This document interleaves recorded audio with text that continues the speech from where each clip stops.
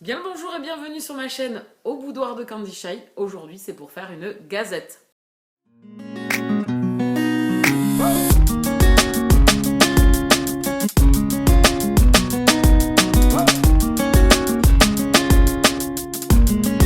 C'est une gazette avec 3 lectures, un thriller et 2 romances contemporaines. On va commencer par le thriller. La mort en tête de Sir Cédric, c'est un roman que j'ai lu déjà depuis pas mal de temps, mais je vous en avais pas encore parlé en gazette. Donc on va en papoter un tout petit peu. La mort en tête, c'est une sorte de trilogie avec les mêmes personnages, même si chaque tome est indépendant. La mort en tête est le 3e opus des aventures de Alexandre Vauvert et Eva Svarta. Le premier étant De fièvre et de sang. Le second, c'est le premier sang. Je vais y arriver, pardon. Le premier sang. Et donc le troisième, La mort en tête. On avait déjà rencontré Alexandre Vauvert précédemment dans d'autres romans de Sir Cédric, les tout premiers qu'il avait écrits. Je ne vais pas revenir sur toute la bibliographie de l'auteur. Donc là, on a lu ça en lecture commune avec Gégé, donc ça fait un petit moment, mais c'est toujours gravé dans ma tête parce que vraiment, c'est un duo que j'apprécie énormément. Chaque tome est indépendant. Hein. Vous pouvez, à chaque fois, l'histoire se finit. Vous retrouvez juste le duo, comme Charcot pour Tillier, comme Servaz pour Bernard Minier. Voilà, vous retrouvez en fait vos personnages. Dans ce 3e opus, on va les retrouver. Donc Eva Svarta et Alexandre Vauvert sont flics. Alexandre Vauvert est flic à Toulouse, dans la région de Toulouse, et Eva Svarta est flic à Paris. Elle part une nouvelle fois enquêter sur un crime, et pour une fois, d'habitude, elle poursuit les psychopathes, et cette fois-ci, c'est le psychopathe qui va la poursuivre. Donc là, dès qu'on démarre le roman et que Eva arrive sur les lieux du crime, à partir de là, lecteur, on est totalement happé par le récit parce qu'il n'y a aucun temps mort. Dans le récit, c'est un livre qui fait 600 pages, je pense, et vous ne vous ennuyez jamais. Ça fait un peu genre film un petit peu policier, toujours à 100 à l'heure, pas toujours crédible par moment, j'ai eu l'impression, parce qu'il y avait vraiment du lourd. Le gars, il rentre chez les gens, il casse tout, il tire à tout va. Aucun voisin ne se manifeste, il n'y a aucun problème. Enfin voilà, donc il y a eu des passages comme ça qui font vraiment film policier. Donc on va suivre Eva et Alexandre qui sont dans une mauvaise posture. Et tout le long du roman, on va les suivre sur les routes et sur leurs aventures. Et vraiment, j'adore le duo, hein, qui s'est noué depuis déjà 3 tomes et qui a bien sûr évolué. Il y a une relation forte entre Alexandre et Eva qui s'est installée depuis le début. Ils ont vécu des choses assez fortes et assez difficiles depuis le départ. Et donc dans ce 3e opus, on a vraiment la force de leur groupe, de leur duo, de leur couple, et j'aime beaucoup. Donc il y a déjà ça, moi, que j'aime beaucoup. Il y a la plume de l'auteur qui, dès le premier chapitre, vous êtes totalement happé par le récit. Les chapitres sont courts, donc ça amène de la dynamique. Sur un livre de 600 pages, vous ne les voyez pas passer. Dès que vous finissez un chapitre, en fait, vous avez envie de continuer.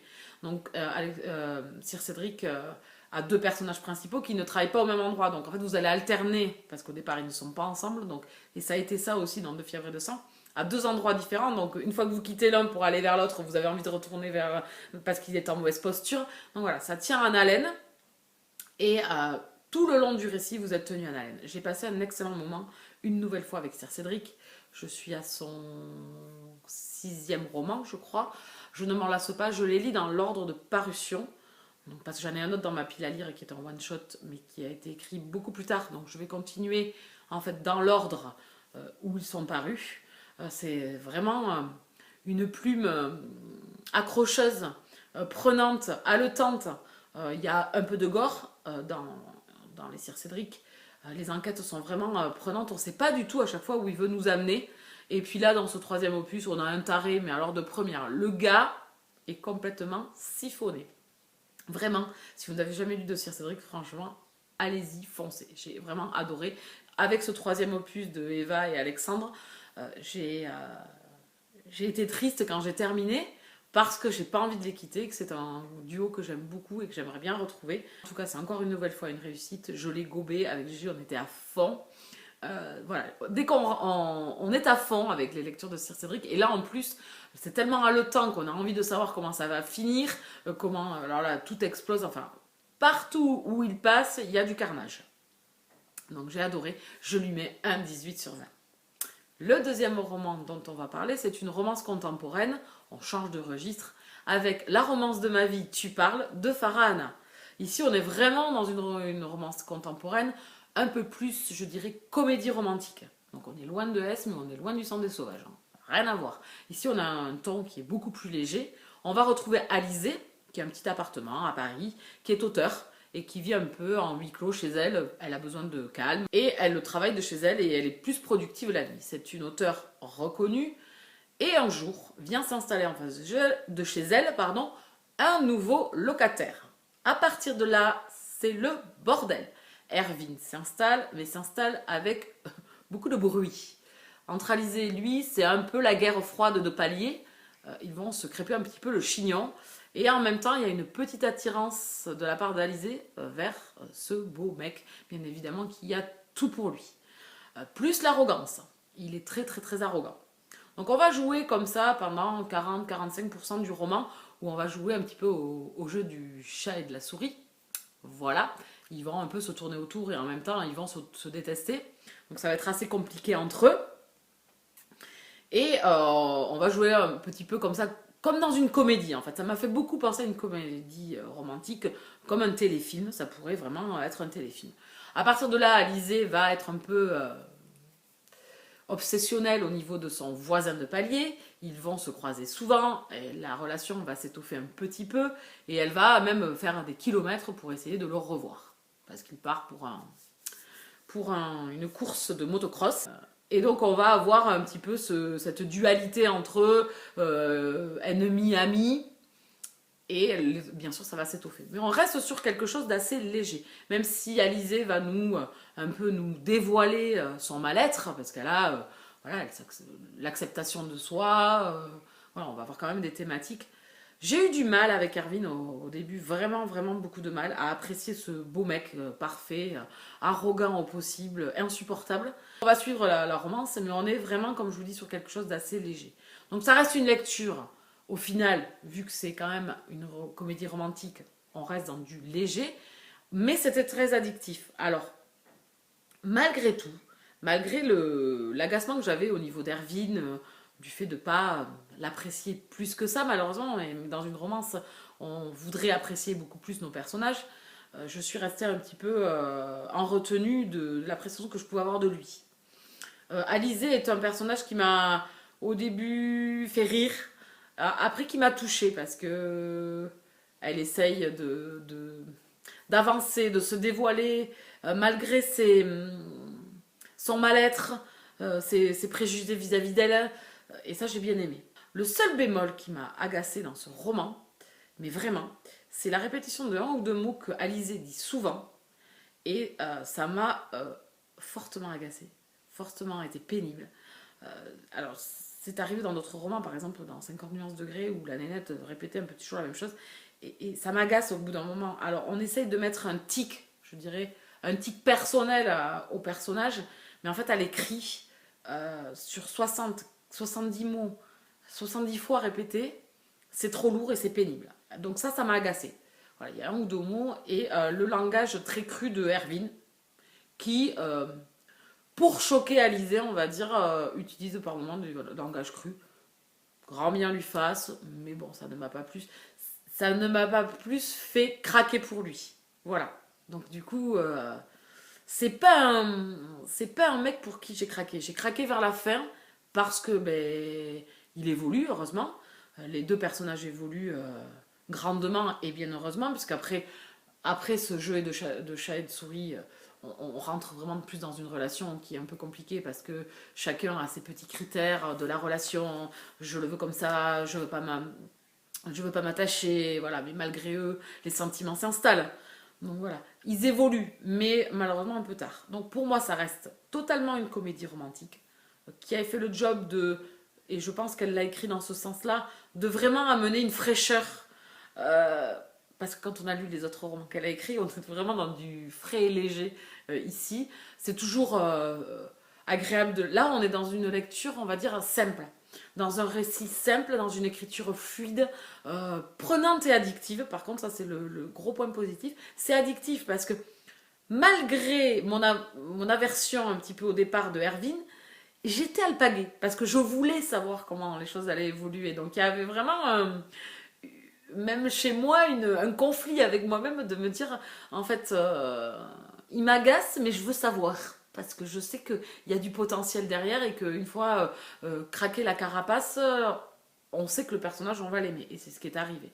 Voilà. Donc il y a le classique et les thématiques de la romance que l'on peut trouver souvent, qui matchent. Ici, on est dans une lecture détente, mais vraiment comédie romantique. Je verrais bien ce film totalement adapté. Donc ça l'a fait, c'était sympa. Ça m'a fait passer le temps. Je l'ai gobé parce que je l'ai lu, je l'ai commencé un samedi soir et je l'ai fini le dimanche dans la journée. Donc moi, c'est rare que j'aille si vite quand même dans mes lectures. Donc c'était quand même très addictif et assez sympa de suivre cette romance. Donc voilà, on est vraiment dans un genre totalement différent de tout ce que j'ai lu d'elle avant. Ce qui est bien aussi, ça prouve que l'auteur sait se renouveler, changer de cap, changer d'optique et changer voilà, son état d'esprit, être dans quelque chose de plus enjoué et de plus léger. Je lui mets un 16 sur 20. Et le dernier roman dont on va parler, c'est Unloveful de Amélie Séastier et Marie Matthews. On est toujours dans de la romance contemporaine ici aussi.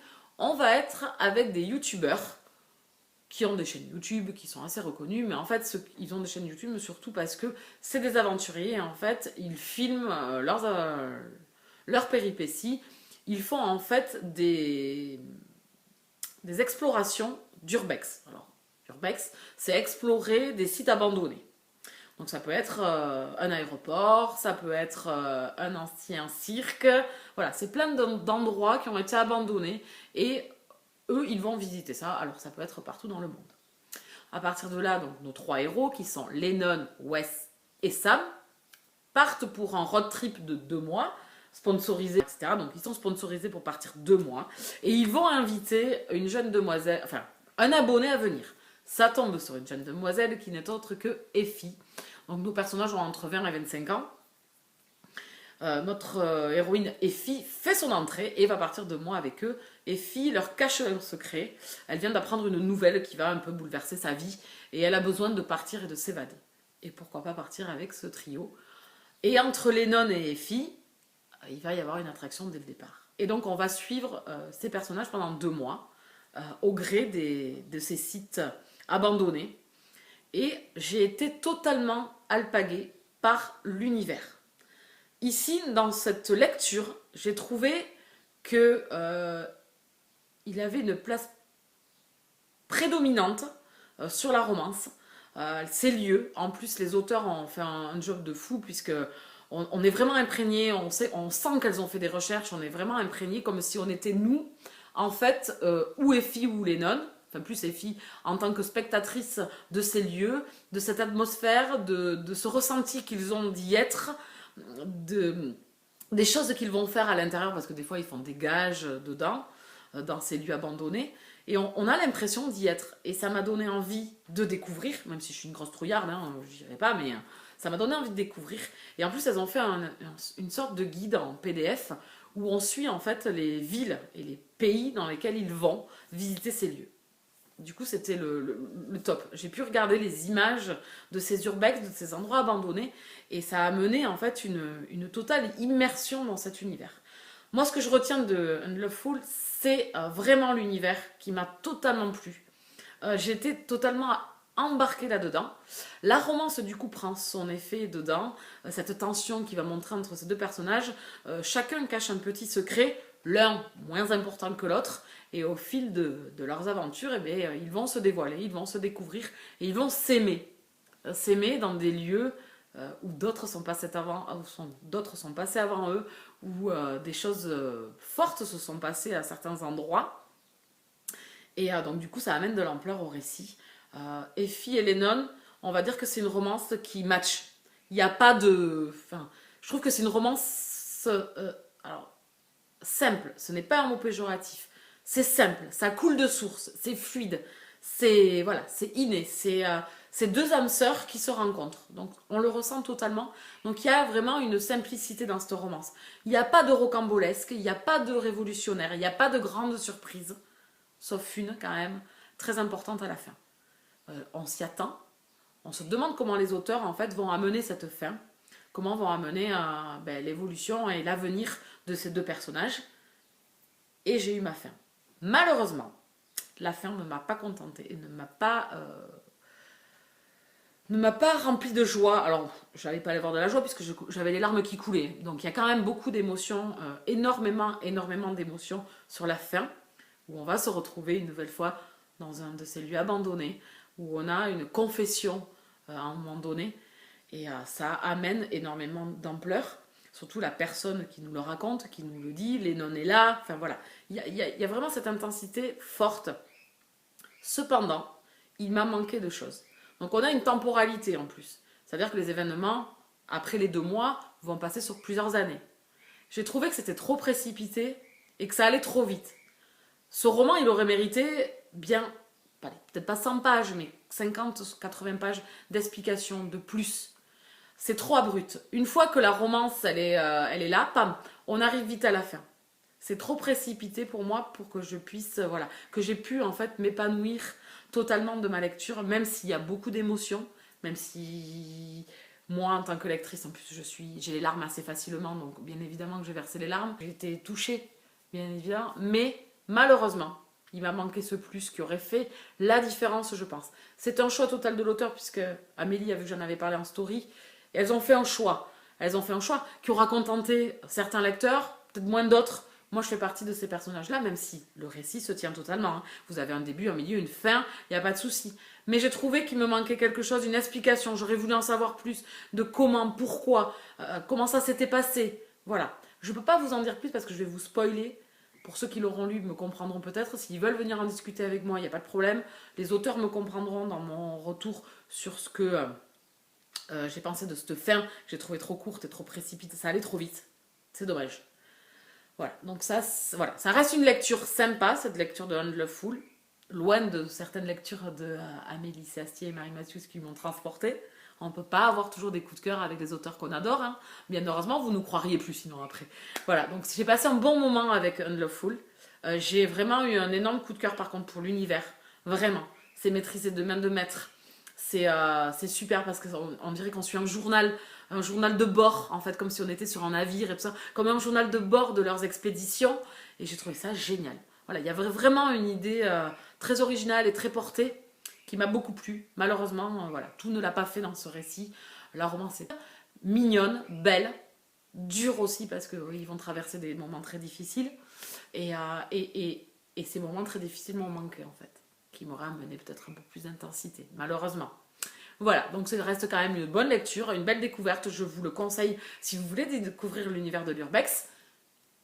Et il y aura en plus un petit bonus à cette lecture de Unloveful, où on va retrouver un des 3 personnages masculins, donc ça ne sera pas Lennon, puisque ça y est, il a eu son roman. On va retrouver un des personnages secondaires qui est Wes, en une sorte de nouvelle, et ça sortira, je sais plus si c'est juin ou août, je sais plus, enfin là dans l'été. Une petite nouvelle où on va retrouver l'univers de l'urbex et on va retrouver Wes qui est un des personnages secondaires du récit qui m'a tapé dans l'œil.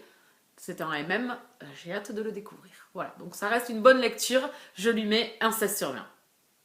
On a fait le tour de lectures dont je voulais vous parler. J'espère que j'ai été assez concise, j'étais encore assez bavarde. C'est assez long, j'espère que vous serez restés jusqu'au bout. N'hésitez pas à vous abonner sur la chaîne et à actionner la petite cloche. Même au cinéma que d'habitude, n'hésitez pas à mettre un pouce s'il vous plaît, ça fait développer la chaîne, découvrir mes vidéos. N'hésitez pas à mettre un commentaire si vous voulez venir discuter, il n'y a pas de souci. Ou me joindre sur les autres réseaux sociaux, vous les avez en barre d'infos, Instagram, Facebook, enfin tout ça.